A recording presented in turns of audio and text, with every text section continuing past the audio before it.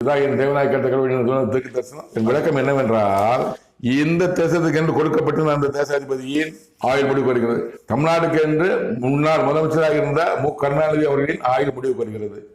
சொன்னாரு, அவனது வாழ்நாள் முடிவு பெறுகிறது. கருணாநிதி வாழ்நாள் முடிவு பெறுகிறது சொன்னாரு. 15/12/2016 ஆஸ்பத்திரி போனாரு. அந்த வீட்டில் ரெஸ்ட் எடுத்தார். 7-8 மரணம் அடைந்தார். கடவுள் நிறைவேறுகிறது. நம்ம கவனிக்க வேண்டியது, அவனது குமாரன் இத்தேசத்தின் அதிபதியாக வரும் நாள் மிக மிக மிக சமயமா இருக்கிறது.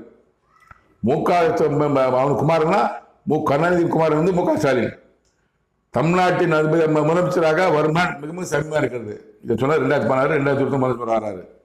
அவனது நாமம் தேசத்தின் அதிபதியாக குறிக்கப்பட்டிருக்கிறது. பரமண்டலத்தில் குறிச்சாச்சு. மு க ஸ்டாலின் தான் 2021 முதலமைச்சர் பரமண்டலத்தில் குறிச்சாச்சு. அதாவது சொல்றாரு, அவர் நாமம் அங்க குறிக்கப்பட்டிருக்காரு, குறிச்சாச்சு. அதை பார்த்து